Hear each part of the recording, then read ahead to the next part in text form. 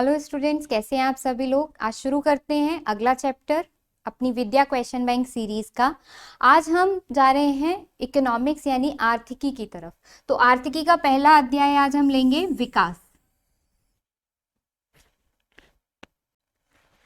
हाँ चलिए, एक प्रश्न हमसे अब ये पूछ रहे हैं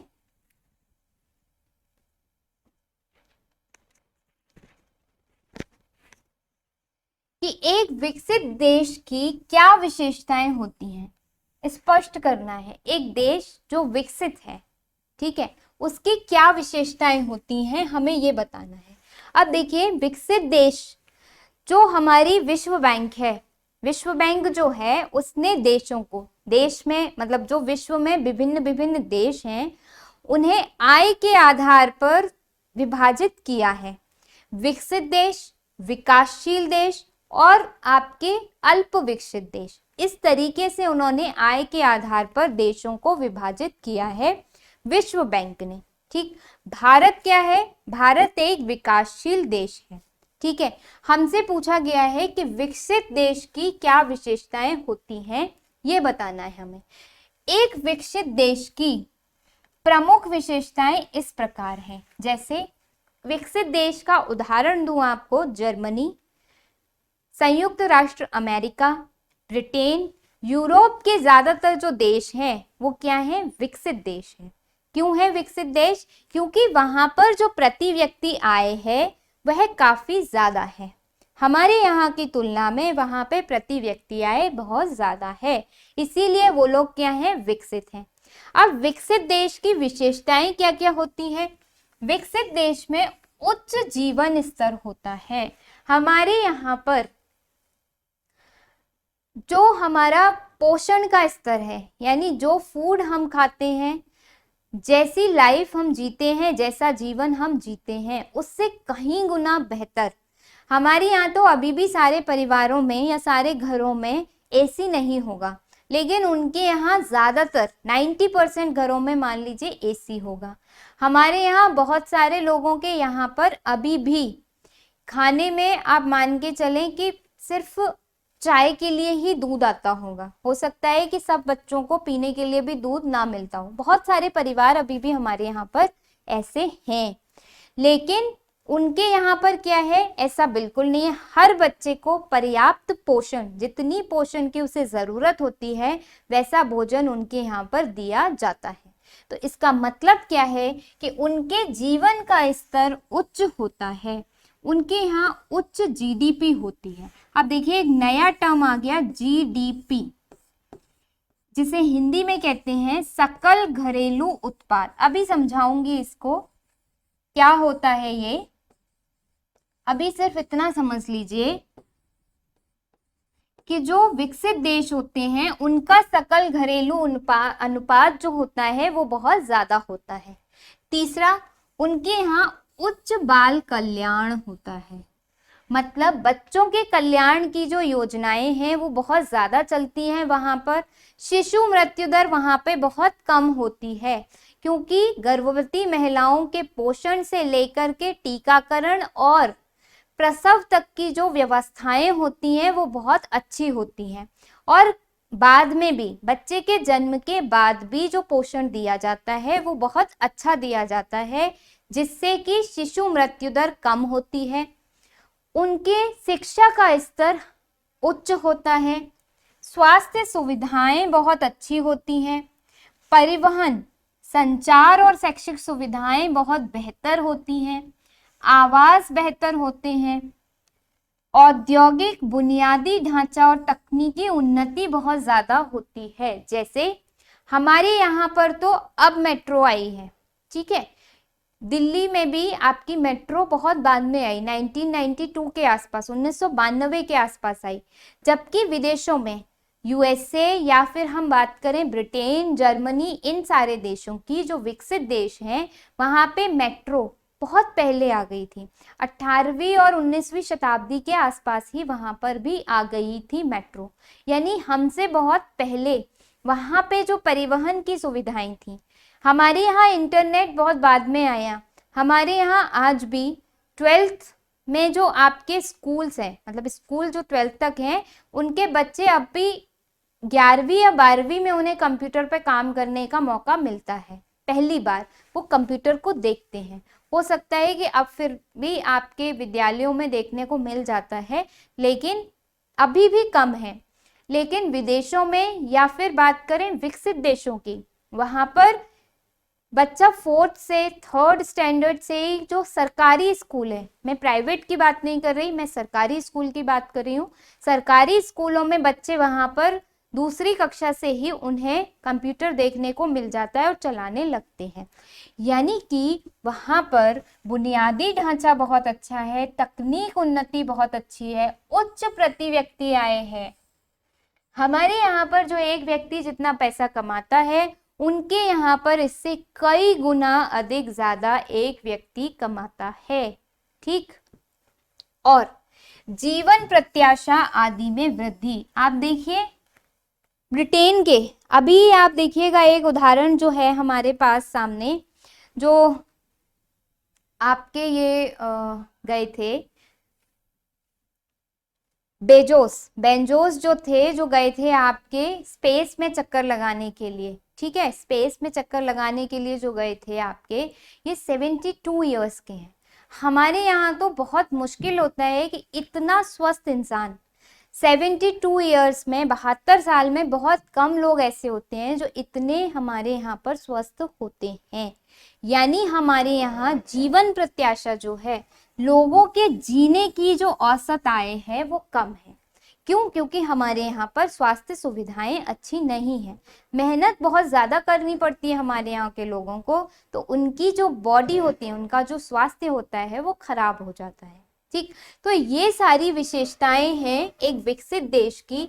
उच्च प्रति व्यक्ति आय होगी, शैक्षिक सुविधाएं बहुत अच्छी होंगी, स्वास्थ्य सुविधाएं बहुत अच्छी होंगी, उसके अलावा संचार के पर्याप्त साधन होंगे, बेहतर आवास होगा, उत्कृष्ट स्वास्थ्य सुविधाएं होंगी, जीडीपी उच्च होगा, इसके साथ ही उनका जो जीवन स्तर होता है वह भी उच्च होता है। उदाहरण अगर विकसित देश का देती हूँ आपको, तो उदाहरण में आप लोग लिख लीजिएगा, जैसे संयुक्त राज्य अमेरिका, जैसे ब्रिटेन, ये सब किसके उदाहरण हैं? तो ये सब उदाहरण हैं विकसित देश के। संयुक्त राज्य अमेरिका, ब्रिटेन, जर्मनी, ये सब किसके उदाहरण हैं? ये सब विकसित देश के उदाहरण हैं। ठीक, चलो अब यहां से देखते हैं, एक आपका टर्म आया है जीडीपी, सकल घरेलू उत्पाद। सकल घरेलू उत्पाद क्या होता है कि किसी भी देश में किसी निश्चित समय में जितना भी प्रोडक्शन हो रहा है, जितना भी उत्पादन हो रहा है, उसका जो भी मूल्य होता है उसे बोलते हैं सकल घरेलू उत्पाद। यानी कि अगर मान लीजिए भारत की बात करते हैं, भारत में एक वर्ष में, निश्चित समय है 1 वर्ष, भारत में 1 वर्ष में जितना भी उत्पादन होगा, मान लो कि भारत में 1 वर्ष में 10 किलोग्राम, सिर्फ मान रहे हैं, मान लो 100 किलोग्राम, चलो 100 किलोग्राम उत्पादन हुआ भारत में 1 वर्ष में। अब 100 किलोग्राम बिकेगा भी, कुछ ना कुछ पैसे में बिकेगा, तो उस पैसे का जो मूल्य, मतलब उसका जो मूल्य आएगा, बिकने के बाद में जो पैसा आएगा, उसे हम क्या कहेंगे? सकल घरेलू उत्पाद कहेंगे। ठीक, तो ये होता है आपका सकल घरेलू उत्पाद। और सकल घरेलू उत्पाद में जब विदेश में होने वाली आय को जोड़ दिया जाता है, और हमारे यहाँ पर ऐसा तो नहीं होगा कि सिर्फ हम ही उपजा रहे हैं या भारत के ही लोग उपजा रहे हैं, हमारे यहाँ पर विदेशी कंपनियां भी हैं जो काम कर रही हैं, जो उत्पादन कर रही हैं। जैसे कोका कोला, कोका कोला क्या है? विदेशी कंपनी है, बाहर की कंपनी है, पर उत्पादन कहाँ कर रही है? हमारे यहाँ कर रही है। तो जो उत्पादन विदेशी कंपनियों ने किया है उसे तो हम हटाएंगे यहाँ से, और जो हमारे यहाँ के लोगों ने विदेशों में उत्पादन किया है उसे जोड़ेंगे। तो जब सकल घरेलू उत्पाद में से वह उत्पादन माइनस कर दिया जाता है, घटा दिया जाता है जो विदेशी कंपनियों ने हमारे देश में किया, और वह उत्पादन जोड़ दिया जाता है जो हमारे लोगों ने विदेशों में किया, तब वो क्या बन जाती है, तब वो बन जाती है राष्ट्रीय आय। ठीक है, समझ में आ गया, तब वो बन जाती है राष्ट्रीय आय। ठीक, तो इसी तरीके से ध्यान रखिएगा कि विकसित देश की क्या विशेषताएं होती हैं, सारी चीजें उच्च होती हैं वहां पर, अच्छी अच्छी जो भी चीजें होती हैं सब उच्च होती हैं वहां पर। चलते हैं अगले प्रश्न की ओर। अगला प्रश्न हमसे पूछ रहे हैं मानव विकास सूचकांक क्या है, मानव विकास नापने वाले मूलभूत अवयवों का वर्णन कीजिए। तो पहला तो एक प्रश्न है कि मानव विकास सूचकांक है क्या, और दूसरा मानव विकास को नापने वाले मूलभूत अवयवों का हमें वर्णन करना है। तो ठीक, पहले देखते हैं मानव विकास सूचकांक है क्या। तो मानव विकास सूचकांक एक ऐसा मापदंड है जिसके द्वारा विश्व के विभिन्न देशों का सामाजिक आर्थिक क्षेत्र में उपलब्धियों के आधार पर स्थान निर्धारित किया जाता है। मतलब ये कि मानव विकास सूचकांक में क्या किया जाता है, देखा जाता है कि विश्व में जितने भी देश हैं, कौन निकालता है मानव विकास सूचकांक, हम पहले भी देख चुके हैं, ये निकालता है आपका यूएनडीपी। एक बात तो यहाँ से ये ध्यान रखना, यूएनडीपी निकालता है।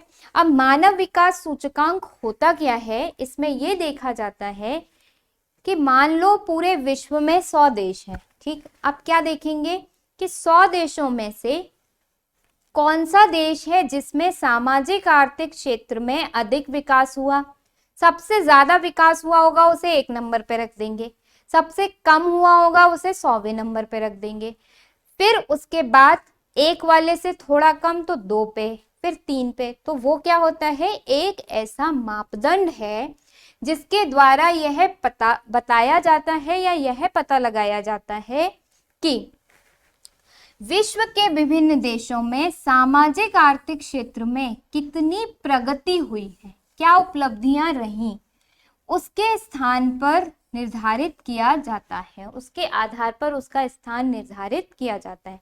अगर हमारे यहाँ पर भारत में सामाजिक आर्थिक क्षेत्र में बहुत प्रगति हुई होगी, बहुत अच्छा अच्छा काम किया होगा, मान लो कि जो हमारे यहाँ पर सामाजिक कैसे कि शैक्षिक जो स्तर था वो अचानक से बहुत ज्यादा बढ़ जाए, स्वास्थ्य का स्तर बहुत ज्यादा बढ़ जाए, जो हमारे यहाँ उत्पादन हो रहा था वह बहुत ज्यादा बढ़ जाए, तो ये सब देख करके फिर क्या किया जाता है, देशों को एक सूची में लगाया जाता है, सूचीबद्ध किया जाता है, ठीक, उनके नंबर के हिसाब से। इस मापदंड द्वारा संयुक्त राष्ट्र संघ विभिन्न देशों की तुलनात्मक प्रगति का ज्ञान प्राप्त करने में सफल हुआ। अब देखिए, आप जब पेपर देते हैं तो आपका भी रिजल्ट जब आता है तो एक सूची बनती है कि भाई फर्स्ट पे ये आया, इसने टॉप किया, ये फेल हो गया, सेकंड क्लास में सेकंड ये आया, थर्ड ये आया, फोर्थ ये है, इस तरीके से।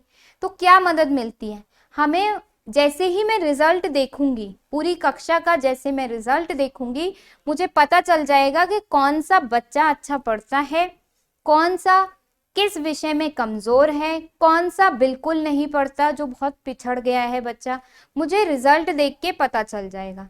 उसी तरीके से इस मापदंड के द्वारा जो संयुक्त राष्ट्र संघ है वह यह पता लगा लेता है कि कौन सा देश अधिक प्रगति कर रहा है, कौन सा देश अभी पिछड़ा है।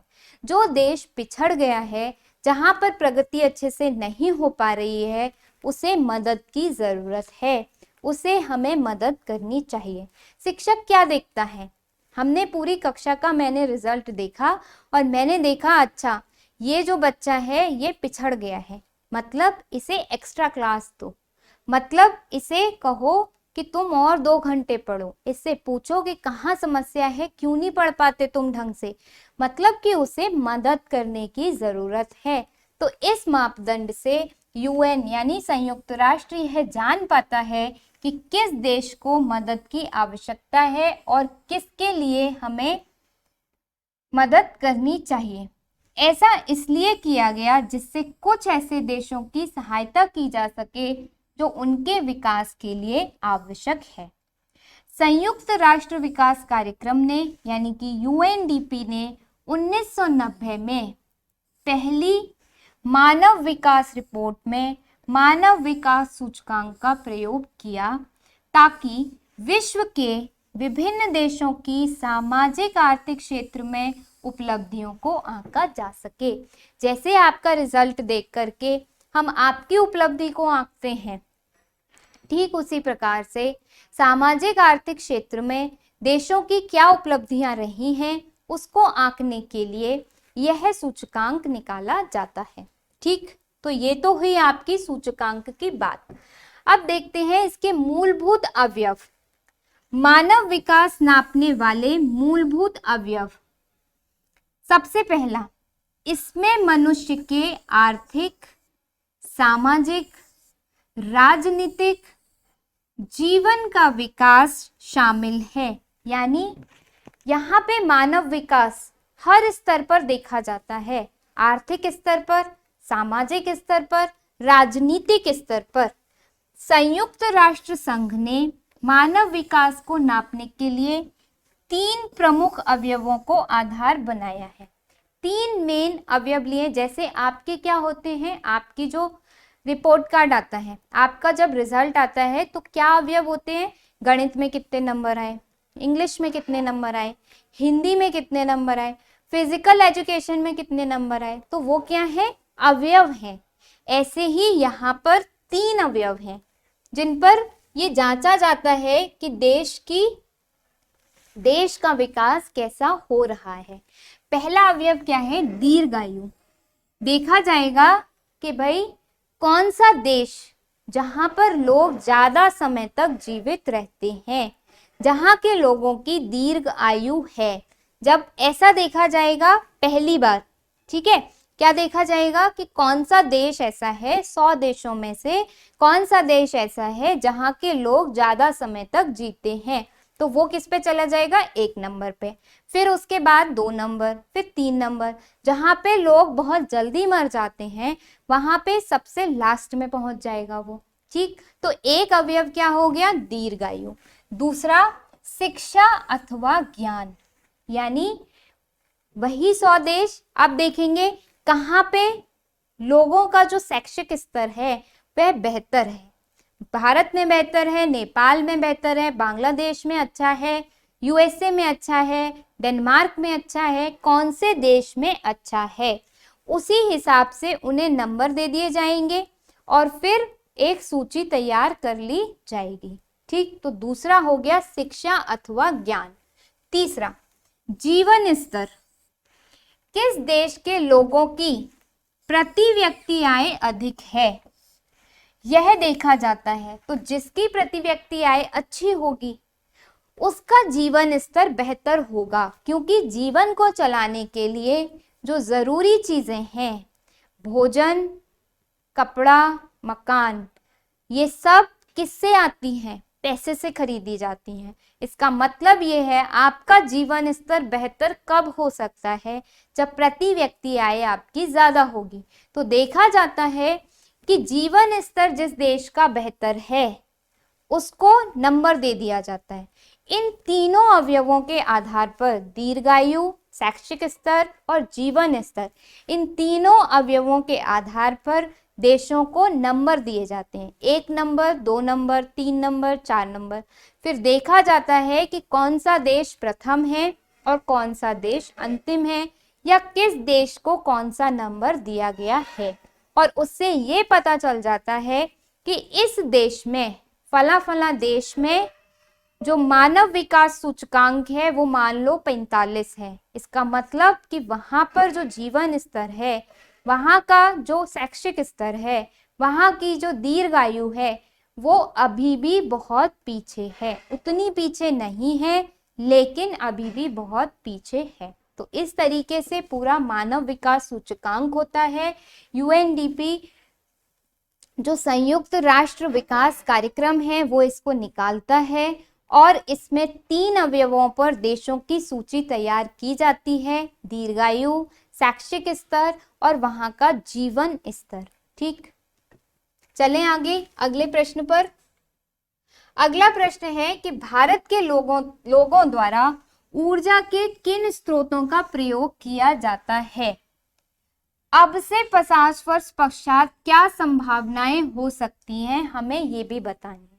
यानी आज के समय में हम कौन से ईंधन का प्रयोग कर रहे हैं, भारत के लोग ऊर्जा के लिए किन स्रोतों का प्रयोग कर रहे हैं वो, और 50 वर्ष के बाद क्या होगा वो हमें बताना है।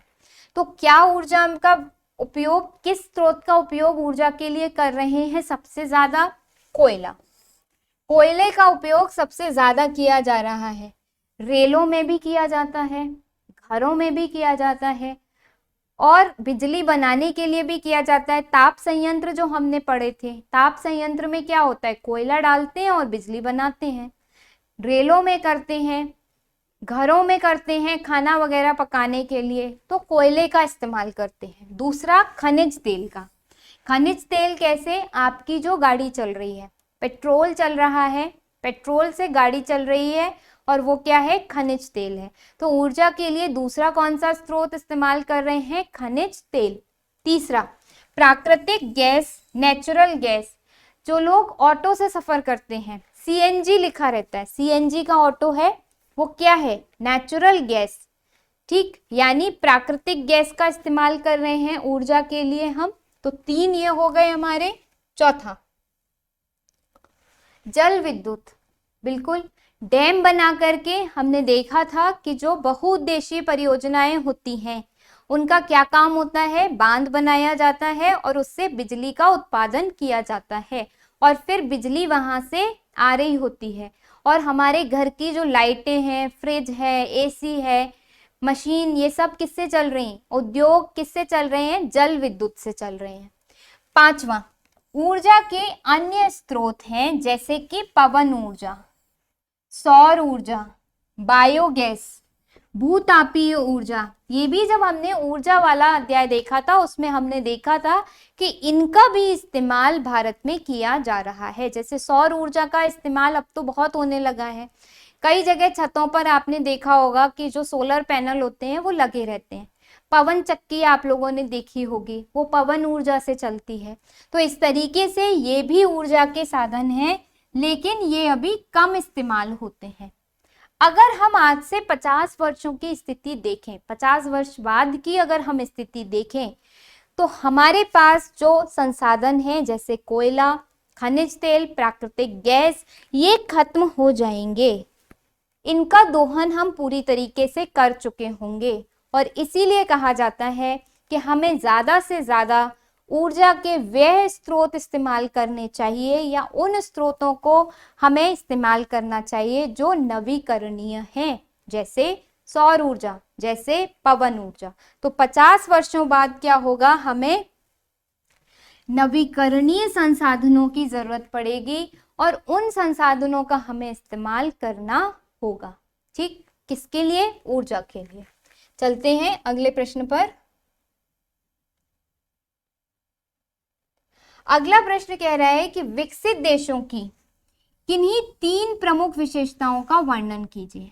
विकसित देशों की कोई 3 प्रमुख विशेषताएं हमें बतानी है।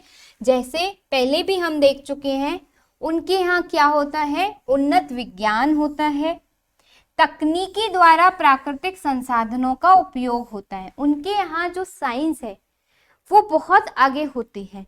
ठीक, हमारे यहाँ कृषि बैलों से होती है। आज भी बहुत सी जगह जो ट्रैक्टर हैं वो कम होते हैं, अभी भी हल से कृषि होती है कई जगह पर हमारे यहाँ। उनके यहाँ बड़े बड़े लैंड फार्म्स होते हैं, बड़ी बड़ी भूमि होती है और उस पर पूरी तरीके से कृषि कैसे होती है, मशीनों से होती है। हमारे यहाँ पर अभी भी हाथ से कटाई होती है। कई जगह ऐसी हैं जहाँ पर मशीनें नहीं हैं या किसान छोटे हैं, वो मशीनें नहीं खरीद सकते, नहीं वो लोग अफोर्ड कर सकते, तो वो क्या करते हैं, हाथ से कटाई करते हैं। उनके यहाँ पर मशीनों से कटाई हो जाती है। इसका मतलब वहां पर क्या होता है, उन्नत विज्ञान होता है, तकनीकी द्वारा प्राकृतिक संसाधनों का उपयोग होता है। ठीक, दूसरी बात, उनके यहाँ पर औद्योगिकीकरण वृहत स्तर पर होता है। हमारे यहाँ क्या होता है, मान लो पेन बनाने की एक छोटी सी फैक्ट्री होगी, ठीक, वो पूरे दिन में कितने, लगभग 30 35 40 डब्बे पेन बना लेगा, ठीक। उनके यहाँ क्या होगा, बहुत बड़ा एरिया होगा, उसमें बहुत सारी मशीनें लगी होंगी और पूरे दिन में लाखों पेन हो सकता है वो बना ले, हजारों पेन हो सकता है वो लोग बनाए, यानी उनके यहाँ पर औद्योगिकीकरण एक वृहद स्तर पर होता है, एक बड़े स्तर पर होता है, जबकि हमारे यहाँ छोटे स्तर पर। हम क्या है, विकासशील देश है, हम उस ओर बढ़ रहे हैं अभी। तीसरा, अत्यधिक विकसित यातायात एवं संचार व्यवस्था। मैंने पहले भी बताया, हमारे यहाँ मेट्रो अब जाके 1992 में आई है, उनके यहाँ बहुत पहले ही चल गई थी। संचार व्यवस्था उनके यहाँ बहुत अच्छी है, हमारे यहाँ उतनी अच्छी नहीं है, ठीक। तो इसी के साथ ये आपका आखिरी प्रश्न था, जिसमें हमने देखा कि जो विकसित देश है उसकी मुख्य 3 विशेषताएं क्या हैं।